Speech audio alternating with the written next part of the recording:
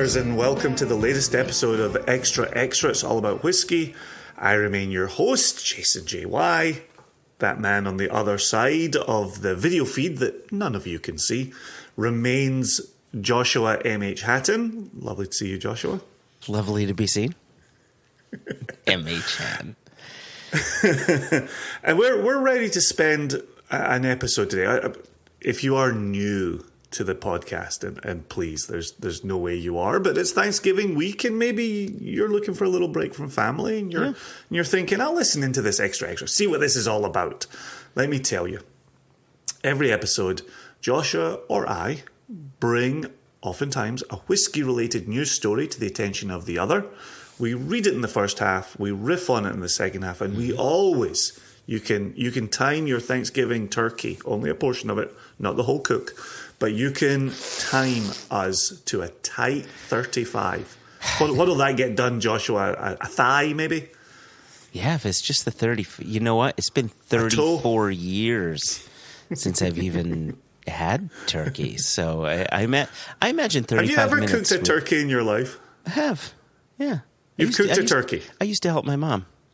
Okay, yep. Okay. You've been there. You've been in the kitchen. You've been the man dressing the turkey. Oh, yeah, I didn't have shoes on. It was the whole thing. Well, to be honest, you did put pants on it. That was your first mistake. Pants? Like UK pants or American pants? Why not both, Joshua? Why not both? So that's how this podcast normally works. We do have a whiskey-adjacent story to get to today that was sent in by Ian Bruce, a tremendous, tremendous supporter of One Nation Under Whiskey and Extra Extra. Before we do get to that, we do have some sad whiskey news to be sharing this week. Yes. And just before we started recording, you alerted me, Joshua, to the passing of Dominic Roscrow, who has been an incredibly well-regarded and incredibly supportive whiskey writer for many decades.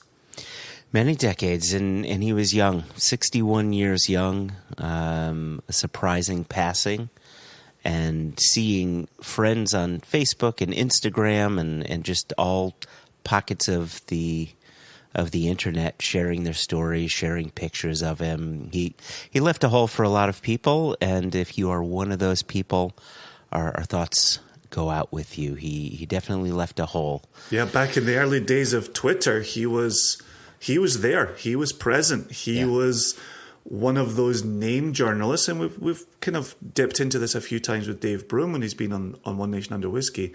But Dominic took the bloggers seriously and saw the value of them. And I actually interviewed him when one of his books came out. This was, 12, 13, 14 years ago. Okay. And he was incredibly generous with his time. Yeah. And I felt on a par with him as we were talking whiskey and nerding about whiskey. He was a cool guy, and I'm really sad to see his passing. That's a nice story. I didn't know that. I don't know if I remembered you interviewed him. He and I had, just conversations back and forth on Facebook Messenger or through Twitter private comments or, whatever. Never met the guy, always seemed lovely to me, and he cracked a few jokes, which were always fun and welcome. And, sad to see someone go. Started his career as a music journalist before transitioning into whiskey. See, I knew I liked him. See, that's where I thought your story was going there. So, so Dom, you will be missed, and you were a good presence while you were amongst us on this planet. Indeed. So, with that said, you, Joshua, are in charge of bringing this article to our attention. Yeah. What do you want to tell us? So, I'm at the helm here, and again, this article came to us from Ian Bruce, listener Ian Bruce, who's based in Scotland. And this article is in the daily SevenFifty website. And the headline is entitled, "What Sherry's New Regulations Mean for the Region." And listeners will know, we've done sherry episodes before. We were in Jerez. We've interviewed a gentleman at Lastau, which was a wonderful time there. That was a great day. Yeah, right? It's near and dear to our hearts as a drink, near and dear to our hearts as something that provides different flavors to whiskey. So let's... And just before you go on there, not that we need the excuse for it, you and I really do drink sherry at all times of year, but sitting here on the cusp of Thanksgiving and you coming to visit with your family, the sherry will be getting drunk. There's no doubt about it. No doubt. So the author is Dr. Jacopo Mazzeo. He's a UK-based freelance drinks journalist. Jacopo. So here we go. Sherry, and this starts off with a quote by one Andre Tamers, by the way. Sherry is one of the most mysterious places in the wine world, says Andre Tamers, the founder of North Carolina-based De Maison Selection Wine Imports. Quote continues, it's like peeling an onion. The whole time you're peeling layers. It's so magical, of course, but it makes you cry. Oh, gosh. Wow. That's from Tamers? Yeah, it's from Tamers. That's a good quote. I like that a lot. To substantiate Tamers' metaphor, a further set of layers were announced in September 2021 for Jerez Xerez Sherry DO, which is, what does DO stand for again, Jason? Denomination of origin. Yeah, denomination of origin. Yes. And Manzanilla de San Lucar. I apologize if I slaughter that one. and that DO. When the region's Consejo Regulador, oh my gosh, Spanish-speaking people around the world. Remember that time I had to say all the Chinese names for extra? I'm just going to sit back and enjoy these pronunciations in this episode. So, when that region's Consejo Regulador, it sounds like someone who's in charge of regulations, approved a major regulatory overhaul to, quote, propel our designations into the future, end quote, as President Cesar Saldana put it. Last week, following lengthy delays, the local authority officially greenlit the suite of new regulations. Some of the changes give increased rights to the region's peripheral areas. Wine maturation will be granted across the entirety of the Sherry DO, rather than the municipalities of Jerez de la Frontera, San Lucar de Barrameda, and El Puerto de Santa Maria. And go easy, Jason. And any vineyard will be allowed to apply for Jerez Superior status. So they're expanding the piece of the pie that can make sherry within Spain. That's kind of cool. Yeah. Furthermore, producers will be able to better communicate the grape's provenance by stating a pajo, or area, of origin on the label, and the term enrama, which indicates unfiltered and unfined, I think he means unrefined, phenos. Not necessarily. Unfined, because you would use fining agents, so he could be talking about unfining. There you go. So that will be more tightly regulated. There will also be impacts on wine style, as the regulations involve the return of 6 neglected local varieties, the creation of the new Fino Viejo category, the modification of minimum sugar content for both dry and sweeter wines, and crucially, the end of mandatory fortification. Oh, that's interesting. So you can call. Okay, let's continue. So keep that in mind. The potential end to mandatory fortification. Okay. This major regulatory overhaul is designed to address multiple consumer needs.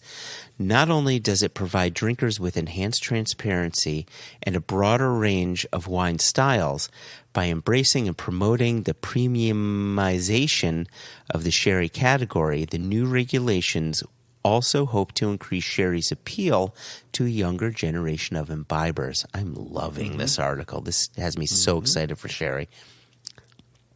So here we go with a quote. In the past, we were very successful in positioning sherry as a drink, says Saldana. One part Makes of this... for a terrible blanket, though. Great drink, terrible blanket. Hope that's not too controversial. But it works well as pants for turkeys. That's the thing. Oh, does it ever? Holy moly. The quote continues, one part of the strategy for the future of sherry is for it to become more of a wine. Everything we do has to be with an objective of repositioning sherry where it belongs in the world of wine. And this is a really interesting point. Just quick little riff here.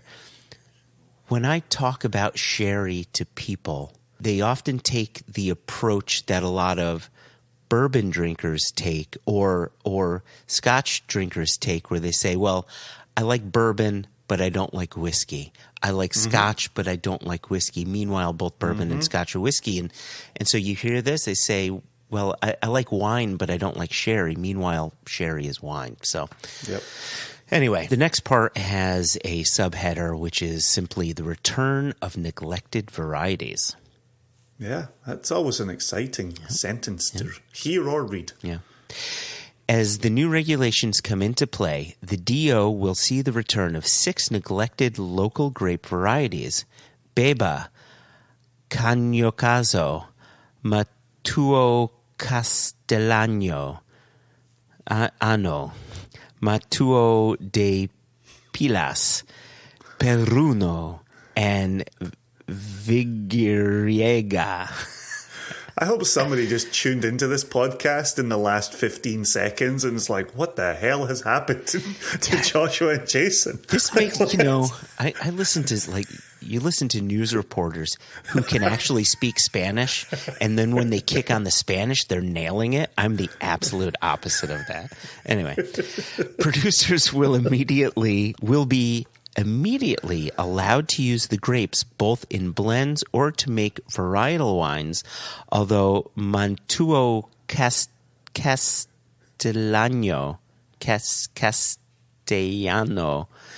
and Matuo de Pilas sherries won't be released until the grapes are added to Spain's National Register of Wine Grape Varieties, hopefully sometime by next year. The listeners cannot watch Jason absolutely collapsing in laughter. I can't breathe. The article continues, Jason. According to Saldana... Okay, pro level. Go on, yes. According to Saldana, Vigiriega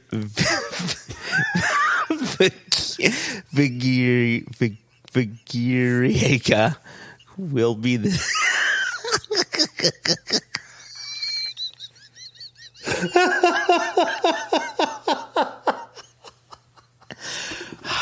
As an American, I feel like I should be able to nail these names. Anyway. According sincere apologies to all Spanish-speaking listeners. According to Saldana, Vigiriega will be this development's real protagonist. Quote, we're still researching these varieties, but most probably the previously mentioned grape will play a major role here as it seems to respond. The previously mentioned grape. Oh, they put that on a label. The previously mentioned grape varietal. The grape varietal, formerly known as Vigiriega. Oh, gosh. Okay. Drink of water. We're still researching these varieties, but most probably Vigiriega will play a major role here as it seems to respond well to prolonged periods of drought, and climatic change is increasingly affecting our region, he says. For the first time this year, we've picked Palomino grapes in July 28th to be specifically. The previous record was 4th of August. Look at what climate change is doing to that crop. That's it, yeah. That's amazing. Yep, no doubt about it. Alongside an answer to the increasingly drier climate, the wider ampelographic portfolio taps into sommeliers and wine professionals' growing fascination towards indigenous varieties. Quote, I came across vineyards of older grape varieties there, and I was really excited, says Tamers. Quote continues, ours is a very geeky market. We're at the top end of the niche. That's what our customers want. Right? Isn't that a nice comparison to who buys single cask nation whiskeys, to who listens to this podcast? At the top of that, exactly what niche. I was thinking. Yeah. Yep, he's just said the right words for whiskey lovers who are dipping their toe into this episode. Yep, spot on.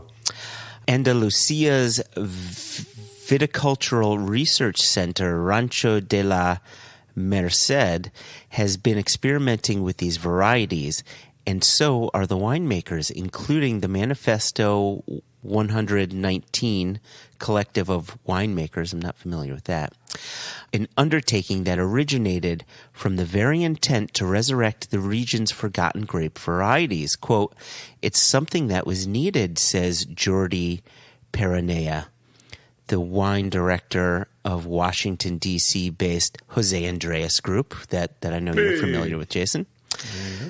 Quote, I'm good friends with the winemakers Willie Perez and Ramiro Ibanez of Manifesto 119. They are pioneers of going back to the roots and understanding the varieties that are most adapted to the region. Having local grape varieties is a good selling point. It'll be good to be able to say to a guest that sherry is not just about Palomino Fino. So next headline is, or next subheader is, a spiritless sherry. And this is where they're going to be talking about fortification. Yeah, this is going to be wild. Yeah. The new regulations also end the mandatory fortification of sherry. In 2019, a proposal to allow the production of unfortified sherry was submitted for consideration, yet withdrawn shortly after. Quote, at that time, the Spanish ministry recommended waiting until we could submit all our proposals in just one document, explains Saldana. The quote continues. No one got time to read multiple documents. Just stick them in one, put it under the door, we'll get to it. Just Semadonna. Ain't nobody got time for that. Quote continues, so we withdrew it because we wanted to reach a consensus in 2021 on this broader set of modifications. The article continues, unfortified wines were common across the region before the addition of grape spirit became the norm from around the 18th century onward. Rather than to revive a historical practice, however, Tamers, who already imports some of the region's unfortified bottlings, believes that these sherries' appeal lies in their enhanced sense of place. Quote, we really need to start thinking of the terroir, he says. Unfortified sherry is an amazing concept. I think it's a great development. We will definitely bring them in. So far, we've considered them as sherry, even if they're not when talking to our customers, but it will be an added bonus if it says sherry on the label. Yeah, for sure. Yeah. Unlike other regulations, this change needs final EU approval to become law, which is expected to happen between January and February of next year. Quote, we've already spoken to the relevant EU authorities and they anticipate no problem, says Saldana. And here's another subheader for you, Jason. A more premium offering. Additional proposed modifications, such as the new Fino Viejo category and Pajo labeling, are designed to encourage sherry's premiumization process. Quote, all the efforts we are making are towards the younger, more educated, more involved consumers who are interested in premium sherry and value the diversity of our offering, says Saldana. Indeed, while sherry's competitive segment has been showing a steady decline across America and other key markets, the region's higher-end offering displays promising signs of growth. In 2006, sales of the pale cream, medium, and cream sherry categories, generally associated with the lower end of the sherry market, amounted to nearly 80% of all imported DO wine from that region. Last year, the figure had dropped to 68%, to the benefit of Jerez's most premium offerings. That's interesting. Quote, sherry has never been an easy category, but rather than simplify it, houses are doing the opposite, Saldana admits, explaining the rationale behind much of the new regulations. Quote continues, they're complicating their portfolio because that's what wine aficionados want. The revival that we are experiencing in some markets is paradoxically due to making sherry even more complicated. And that is the end of the article, Jason. That's the end? I feel like we just started. I know, right? That was a really intriguing article, and I'm curious to hear your thoughts on it. Yeah, I have more questions. Really? That's the end of the article? That's the end of the article. All right, well, let's take a quick break and we'll come back in the second half and we'll riff our socks off.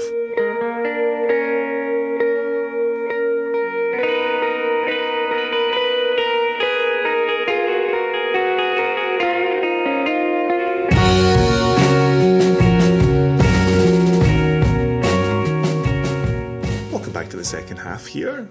We set the table in the first half there with this article about, and I'm still reeling from the ending of it, which is I didn't think we were going to end up in a place where they would get out of there on sherry being more complicated, right? I thought there might be a little exposition on why fortification and then why a potential move away from fortification, right? My understanding being that the grape spirit is added to get the yeast to stop fermenting, and then the yeast fall out of that wine. So that would just happen naturally. That would happen in another way. That would be like, so, what would we get from a sherry that's not fortified? I was hoping the article might say a few more words on that. If I'm understanding it correctly, I think you should word it a different way. They're not getting away from fortification. Rather, it sounds like they're including other wines. The mandatory fortification. Yeah, they're is removing going away. The mandate, but what they're saying here is, here's the sherry producing region, which we're expanding. And we're saying any wine, fortified or not, that comes out of this region that uses this expansion of grapes is considered a sherry. And I like what you said here, right? We get to the end of the article, and now you're left with questions. How are they going to rework that, right? I mean, there's so many great Spanish wines out there. I'll just start off with Rioja, right? Mm-hmm. Now, obviously, the Rioja grape is not mentioned here, and so there will be no Riojas coming from Jerez. But my point is, Rioja is a wine coming out of Spain. It sounds like these grapes, if they just happen to make a wine coming out of that region from one of those 6 new grapes, it can be called a sherry. But that's when the question comes in. How are they going to, with this new complicated system, how are they going to educate their consumers on the difference between fortified, unfortified, yet still both are sherry? That, it's interesting that they would take this approach, given what we've seen in the whiskey world, where there's some marketing companies that seem to take the easier approach of dumbing some things down in certain areas to make it easier for the consumer, while those in Jerez are saying, no, we need to really expand this, put some more facets in here, and begin the education.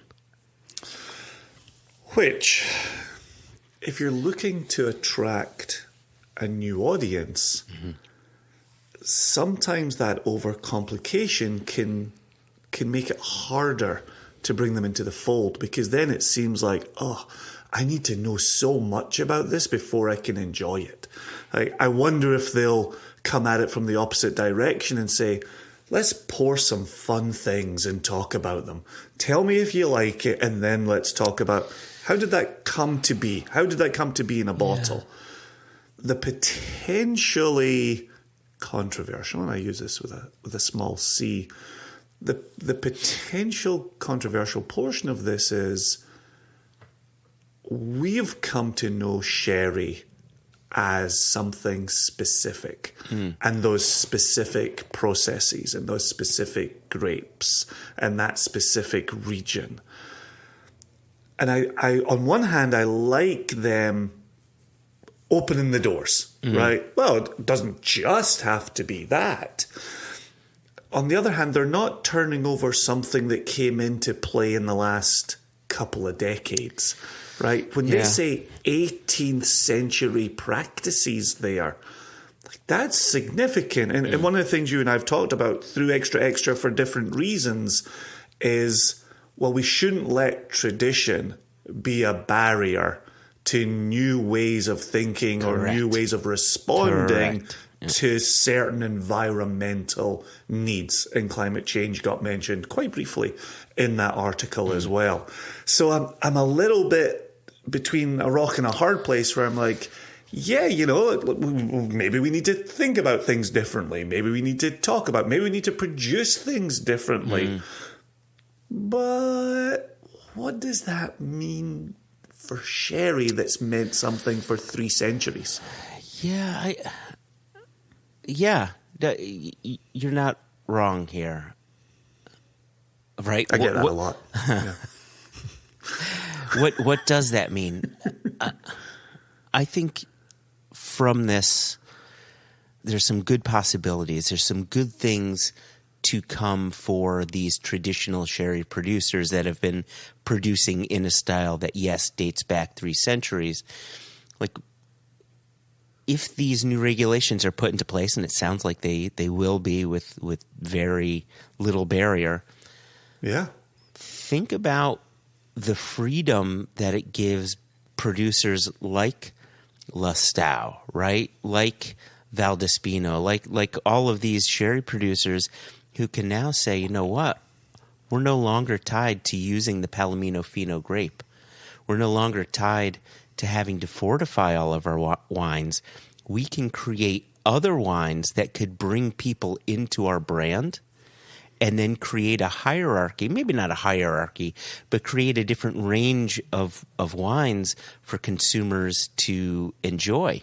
And if they came in because we had a more standard, not standard, but we had a more traditional style of wine that lives outside of Jerez, now produced within Jerez. Well, I mean, think about what we do with whiskey, right? You discover a new distillery, and if you're new to whiskey, you say, well, let me try their reserve cask. And say, oh, okay, that was kind of good. I liked that. Let me see what their 10-year-old is like, right? And so I do like that. On top of it, I wonder if some producers who are within Jerez producing non-fortified wines, giving them the ability to call their wine a sherry, would do the opposite of what Lustau and these others are doing, where maybe we can get into fortification. Maybe we can create our own range. I think about some of the conversations I've had with Tal from M&H, and they're using a multitude of casks from the wineries in Israel, and a lot of these wineries, it's just a standard practice that they're creating fortified wines and non-fortified wines to cater to their consumers.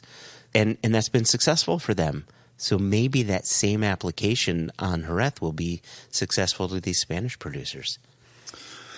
Well, I can't help but think about the elephant in the room, which for us as whiskey consumers first and foremost, and with whiskey listeners first and foremost, the elephant in the room is the sherry industry is on the bones of its arse, right? People are not buying sherry in anywhere near enough numbers for this industry to be sustaining. And I wonder what kind of response, I wonder what part of this response is responding to, and we did hear it a couple of times in the article, younger drinkers, right? Sherry, and we've talked about this plenty of times. Sherry is what your granny drinks at Christmas, right? You know that's wrong. I know that's wrong, right? Yep. My granny's dead. She's not drinking anything at Christmas, right? It's not an old person's drink. It's an incredibly delicious drink that has a very real position and a role to play in the 21st century. And we've tried telling people that, and I'm sure some listeners of this podcast have tried telling people that, but it still kind of exists there. So how do you really get away from your consumer thinking that? How about you offer them something that's sherry that your granny has never even heard of, and you say, that's yours to discover. Come on in the door, taste this, make this yours. We've got a slightly different version of that going on in the US with bourbons. Okay. Where bourbon was your grandpa's drink. And so then the generation under grandpa wasn't really drinking it, wasn't really excited about it. But grandpa's grandkids kind of discovered it for themselves. Yes, they did. And started taking ownership. And there are still some distilleries that are considered grandpa's distillery. But if you stay away from that as a younger person, you're like, this is my distillery over here. Let me tell you about this distillery. So we have seen those generational shifts when doors have been opened and consumers have walked right through them. And I'm trying not to be my usual nervous Nelly self. And I'm trying to embrace the goodness of, look, the things that you love to drink, Jason, are not going away. Those will still be available to you. Go ahead, fill your boots, drink away. If you want to go and explore these non-fortified sherries, go for it. If you don't want to, there's going to be young people quite happily walking in the door to try it. So I'm trying to understand the larger lay of the land. Yeah, I'm thinking ahead a bit on whiskey producers sourcing sherry casks, right? You've got, to date, if Macallan, Glenallachie, Tamdhu, insert Glenfarclas, insert Speyside distillery here that happens to use sherry cask for predominantly for their whiskey production. Well said. Well, carry the two. In the past, and especially in the more modern past, it's been casks that have been seasoned with Oloroso or PX and then sold to whiskey producers because no one was drinking the sherry. And now will be producing new styles of sherry, unfortified, different grapes. My guess is they'll figure out the logistical component, when it comes to sourcing these sherry casks, to know exactly what kind of sherry, because you can already request, hey, I want Amontillado casks, I want Fino casks. I guess my question to you. Whoa! Nobody saw a question coming out of this build-up. Nobody. My question to you is, with the expansion of what can be sherry coming out of Jerez, that will likely affect the types of casks coming into Scotland for maturing whiskey. Mm-hmm. How do you think that's going to shape the flavor of whiskey moving forward with these new styles? Do you think over a period of time we're going to simply see more and more wine casks being used and palates changing over a 10-year period? What is it going to look like? You and I already expected to see more wine casks coming into the industry. That is true. Because even as you rightly said earlier in this episode, sherry is wine. We just spend time calling it sherry and everything else wine. And we know many, many people, and we've been among this number, who say, I like sherry, I like Oloroso maturation, I like PX maturation, I don't like Bordeaux, I don't like Burgundy, right? Insert terms here. Yeah. We know that it's harder and harder to source good Oloroso and good PX. It's harder and harder to source those casks that held those sherries and weren't just seasoned with those sherries. And so and again, in response to my nervous Nelly nature, I've tried to embrace good wood that brings good flavors, right? And it's okay if we're expanding the palate. It's okay if we're expanding the wines that are being used here. So on one hand, I already see us moving in that direction of there's going to be more wine flavors to discuss and describe here. If you're now going to take the sherry industry and you're going to, take away mandatory fortification, you're going to reintroduce 6 grapes. I was genuinely excited as you were reading that article, and that was an opportunity. That was on the table. My one question is, do they bring good flavor? Do they work with whiskey? And if they do, I'm more than willing. We've gone back and forth on this with Amanda over at VDC, Virginia Distillery Company, about Fino and Jim Swan liking Fino casks. Not everybody in the industry likes Fino casks for whiskey. What's Amanda been learning?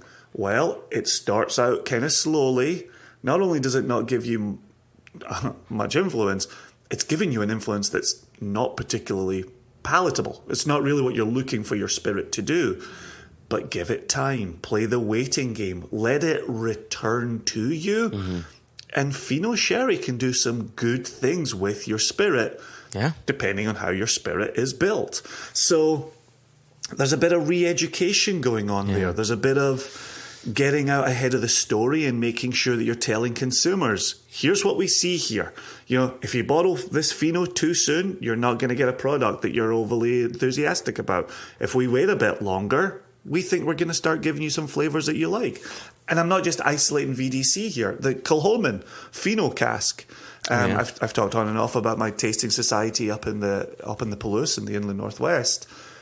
They didn't particularly like that that release. When you were first telling me about it, you were saying, it takes a little bit to breathe. It takes a little bit to come to you, right? That doesn't make it a bad whiskey, and I certainly don't think it was a poor release from Kilchoman. No. It just means you need a bit of a story there. You need, as we covered in the article, that education happening there to say, look, this isn't a slam dunk like an Oloroso or a PX. It's not ruby red in the bottle. You're not drinking it with your eyes already, right? It's a Fino. It's a softer sherry. It's going to come at you a bit more gradually. It's a floral sherry. Hey, it's going to be gradual here. Go exploring these parts. Yeah. And I think with this expansion that we're talking about today, there's going to be education for the whiskey consumer as well as the sherry consumer. I also think that there's going to be education for the whiskey producer. And back to your point, right, about Fino, and let's compare the Kilchoman Fino, which was a Fino finish. I don't think it was fully matured. I think it was a Fino finish. Compared to our Glenmurray 7-year-old that was 7 years in Fino. and you had two very different whiskeys. Now, granted, the spirit starts off different, obviously, but they are two, like, it's clear our Pheno was doing something quite different than what Kilchoman's Pheno is doing. And my point is, Pheno is so rarely used. There's a lot of other sherry styles that aren't Oloroso and aren't PX that typically aren't used so much. And so producers like Amanda was saying, well, she figured out that if you let it sit in cask longer, it's doing something different. And so earlier when I said, what is this going to look like for the industry 10 years down the road? It could be far longer than that. Think about the Japanese using Mizunara oak and them finding out, you really need 3 years worth for this to not be a difficult to drink product.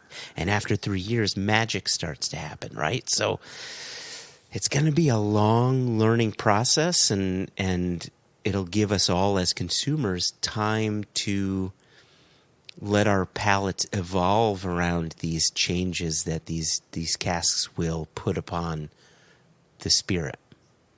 Yeah, the final thing I would say, and then we can start getting out of here in our tight 35, is on the face of it, sherry, just simply sherry as it exists now, coming out of Jerez, it seems kind of complicated, right? Okay, how does the Amontillado fit in with the Manzanilla, fit in with the Pheno, fit in with the Oloroso and the PX, and fit in with the cream, right?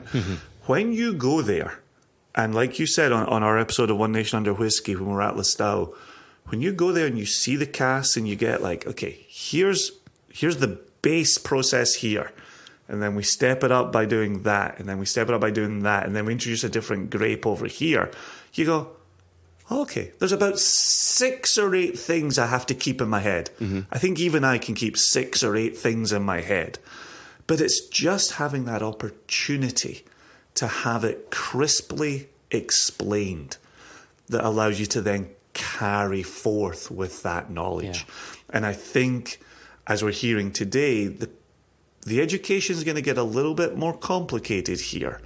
But if they can keep a crisp delivery, and they can let the consumer leave a tasting, a presentation, or what have you, holding 6 or 8 things in their head, they're going to have success. And if they don't get ahead of that education, they won't. Speaking of crisp deliveries, you want to end our episode there? This is one of our crisper episodes. If you, like Ian Bruce, would like to reach out to us, you can get us at questions@onenationunderwhiskey.com, not Ian Whiskey. Or you could drop us a note, info@singlecastnation.com, and it will make its way to us. You can find somebody on social media who will tie a note to a racing pigeon, and that'll make it to us as well. 100%. Yeah. You know, information gets to us, not always quickly, not always efficiently, but it gets to us. All right. If you're one of the many in the US celebrating Thanksgiving, we wish you a very happy one. If you're dotted around the rest of the world, we hope you have a good Thursday and continue to enjoy your November. We'll be back the next time with another round of this silliness and nonsense. Until then, Joshua, until then, dear listeners, thank you and peace. Peace.